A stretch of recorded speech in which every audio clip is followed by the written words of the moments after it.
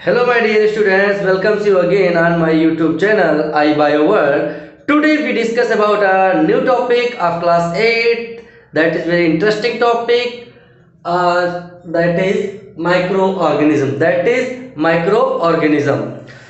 So firstly we some points discuss about microorganism और इस video को पूरा देखें, अंत तक देखें जिससे आपको अच्छे से समझ में आ जाए।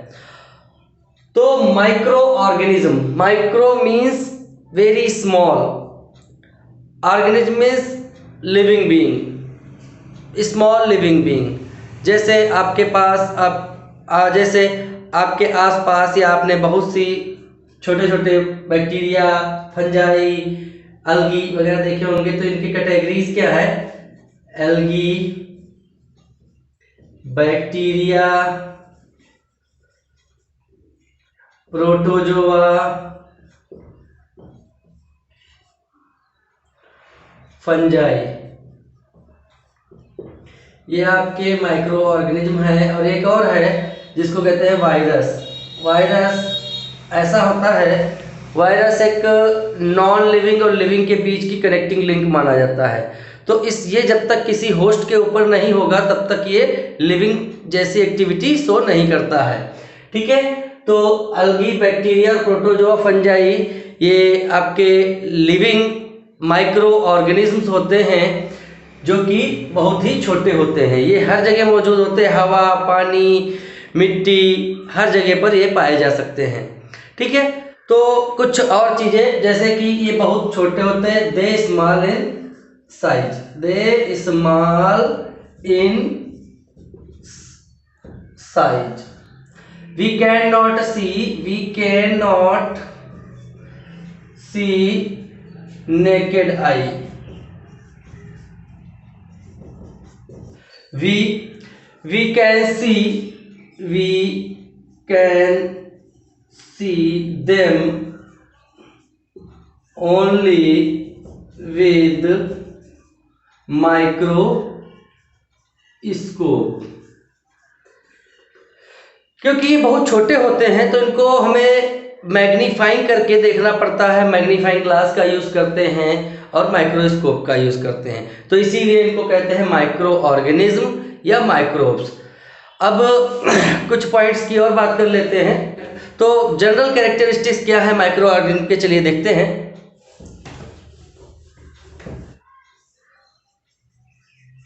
जनरल कैरेक्टरिस्टिक, तो ये यूनिसेलुलर होते हैं, unicellular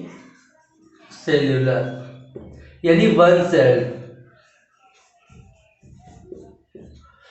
second, they visible in under microscope.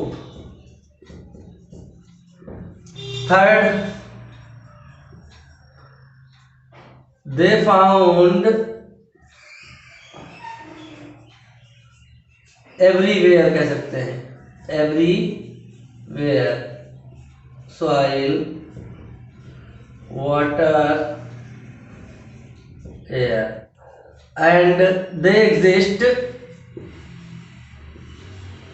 extreme conditions,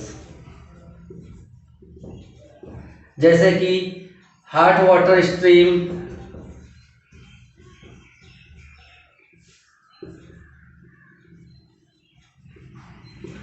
very cold climate,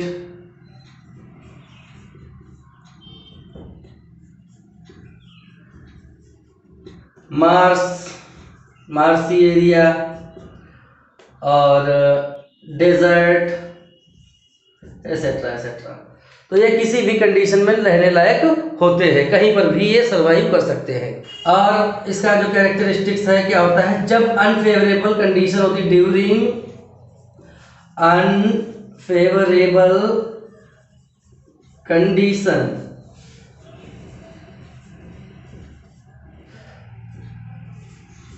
they include hard covering called cyst.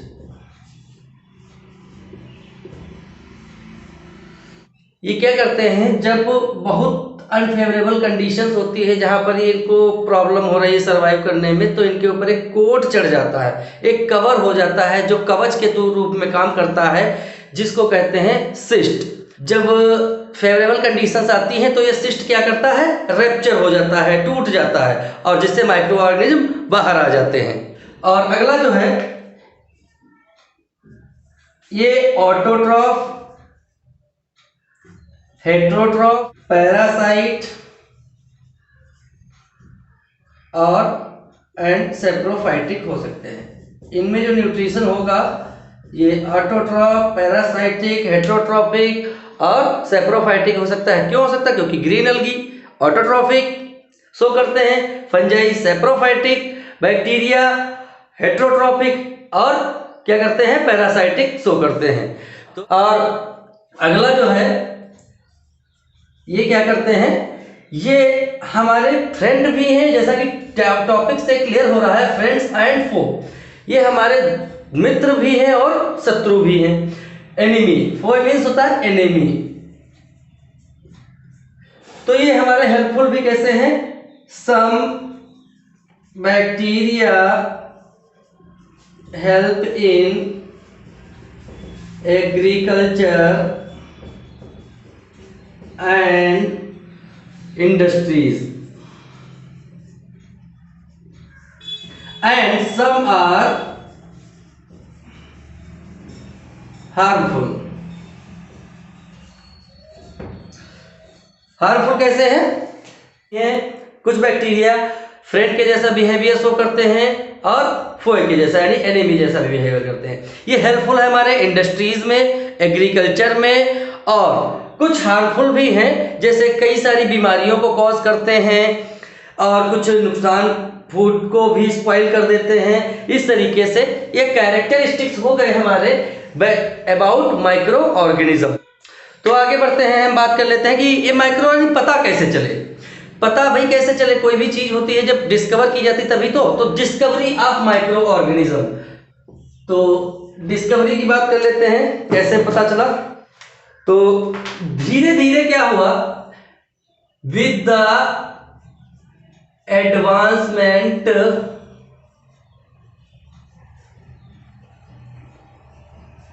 Of microscope, तो जो माइक्रो ऑर्गेनिज्म है इनको डिस्कवर कैसे किया गया, जब हमारे पास हम इनको जानते हैं कि हम इनको विदाउट कोई एड के देख नहीं सकते हैं, चाहे वो हमारा माइक्रोस्कोप हो या फिर मैग्नीफाइंग ग्लास। तो धीरे धीरे जैसे जैसे माइक्रोस्कोप की डिस्कवरी बढ़ती चली गई, एडवांस होती गई, तो धीरे धीरे माइक्रो ऑर्गेनिज्म के बारे में पता चलता गया। तो पहली बार जो एक डच साइंटिस्ट थे Anton van Leeuwenhoek, Anton van Leeuwenhoek,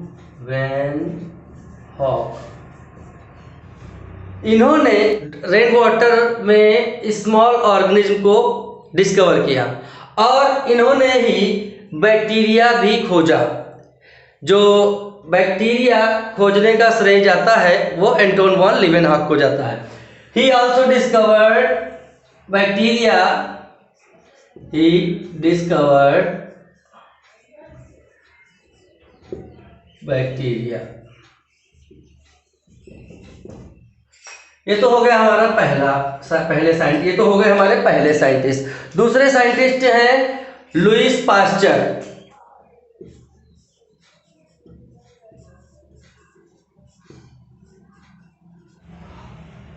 Lewis pasture, इनको कहा जाता है father of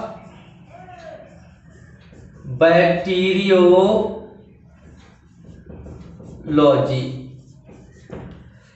father of bacteriology किसको कहा जाता है? लुईस पास्चर को।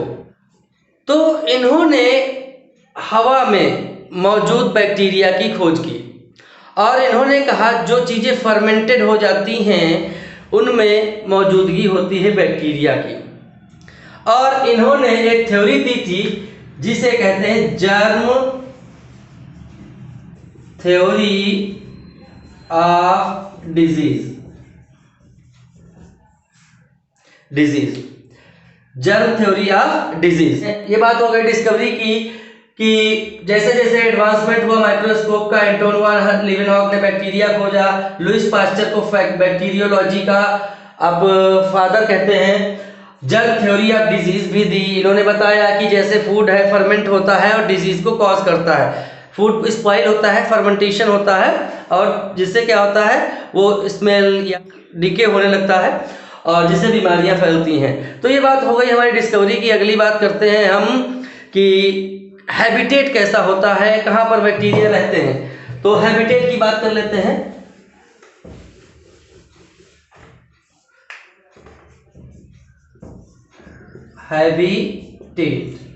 हैबिटेट का मतलब होता है निवास स्थान, उनका रहने का, कहाँ पाए जाते हैं। तो उस तरीके से तो हैबिटेट के बारे में बात करते हैं। जैसा कि हमने शुरुआत में ही बता दिया था कि फाउंड एवरीवेयर, हर जगह मौजूद होते हैं। Everywhere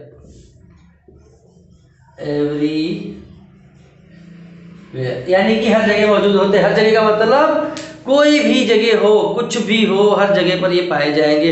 air, water, soil, each and every thing they found.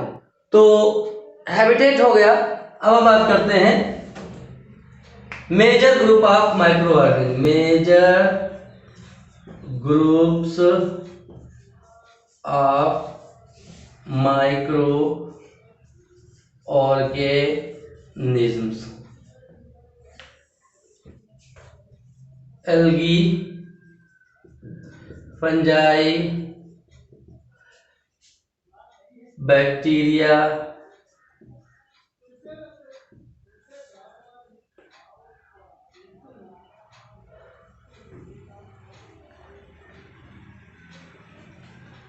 Protozoa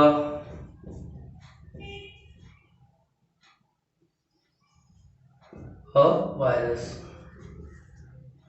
तो ये माइक्रो ऑर्गेनिज्म हमारे हैं 5।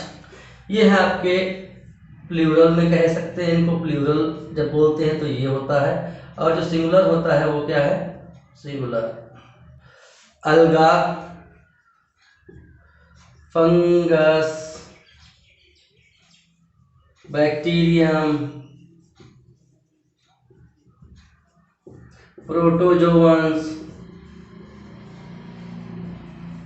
वायरस। तो ये हो गए आपके groups, algae, fungi, bacteria, protozoa, viruses. ये है प्लूरल फॉर्म में, और सिंगुलर फॉर्म में होते हैं अलगा, फंगस, बैक्टीरियम, प्रोटोजोअन्स और वायरसेस, सॉरी वायरस। तो इस तरीके से ये मेजर ग्रुप हमको पढ़ने हैं तो पूरे चैप्टर में। तो सबसे पहले हम पढ़ते हैं बैक्टीरिया के बारे में। किसके बारे में, बैक्टीरिया के बारे में। तो firstly we discuss about bacteria. Bacteria fungus, bacteria और वायरस, ये रोज हम कहीं ना कहीं किसी ना किसी रूप में इन शब्दों को सुनते हैं। तो हम बात करेंगे आज बैक्टीरिया की। They are most abundant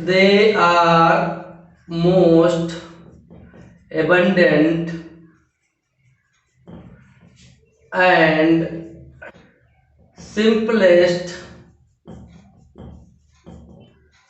of all living।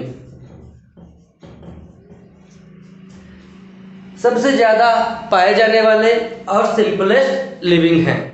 तो इनके भी हैबिट, स्टेट, साइज, शेप, इनके बारे में हम बात करेंगे।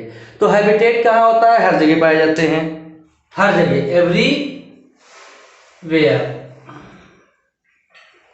एवरीवेयर का मतलब किसी के बॉडी में, डेड ऑर्गेनिज्म में, लिविंग ऑर्गेनिज्म में, सॉइल में, एयर में, वाटर में, हर जगह पाए जाते हैं। साइज की बात कर लेते हैं। ये वैरी करता है, साइज वेरीज 0.2 to 100 माइक्रोन्स, ये इसका साइज होता है। 2 से लेकर के 100 माइक्रोन, 0.2 से लेकर के 100 माइक्रोन तक इसका साइज होता है। अब हम बात करेंगे सेब की। तो सेब होते हैं इनके कई प्रकार के। Cocci, number 1 cocci. कैसे होते हैं कोकाई? तो ये सिंगुलर में होते हैं कोकस, और ये होते हैं स्फेरिकल। कैसे होते हैं? स्फेरिकल।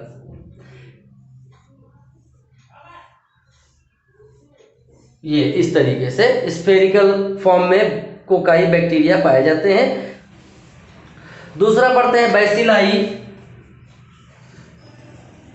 बैसिलाई, इनको कहते हैं बैसिलस, सिंगुलर फॉर्म में। होते कैसे हैं? Rod shape, rod shaped. Rod shape आप जानते हैं, जैसे कि ये आपको मार्कर दिख रहा है, ऐसा ये लगभग सिलेंडर टाइप में है, बट ये रॉड शेप्ड है, एक लंबाई में लिए हुए होता है, उसको कहते हैं रॉड शेप्ड। ये आपके हो सकते हैं इस तरीके से। ये हो गए आपके बैसिलाई, इस तरीके से हो सकते हैं। थर्ड टाइप के होते हैं, थर्ड टाइप के होते हैं स्पाइरेला। स्पाइरेला, इनको सिंगुलर में बोलते हैं स्पाइरेलम। स्पाइरेलम। तो स्पाइरल शेप होंगे। कैसे? इस तरीके से। इनका जो शेप होगा ये इस तरीके से होगा, स्पाइरल शेप में पाए जाएंगे। जो अगला टाइप आता है चौथा, विब्रियो। विब्रियो जो कि होता है कॉमा शेप। कॉमा शेप जो कि कैसा होगा? कॉमा शेप होगा। इसका स्ट्रक्चर कैसा हो सकता है? इस तरीके से बैक्टीरिया हो सकते हैं। टेल होगी, ये कॉमा शेप बैक्टीरिया होते हैं। तो ये बैक्टीरिया के शेप की बात हो गई। आपने 4 शेप पढ़े। पहला पढ़ा आपने कोकाई, दूसरा पढ़ा बैसिलाई, तीसरा पढ़ा स्पाइरेला, चौथा पढ़ा आपने विब्रियो, कॉमा शेप बैक्टीरिया। तो ये सारे बैक्टीरिया के शेप एंड साइज और हैबिटेट के बारे में हो गया। आपने इस चैप्टर में अभी तक पढ़ा है बैक्टीरिया के बारे में। थोड़ा सा अगले वीडियो में हम पढ़ेंगे बैक्टीरिया का न्यूट्रिशन, रिप्रोडक्शन, एसेट्रा एसेट्रा। तो आज के लिए बस इस वीडियो में इतना ही। अगर वीडियो आपको पसंद आई है तो please like, share and subscribe करना ना भूलें। Thank you for watching. Have a nice day.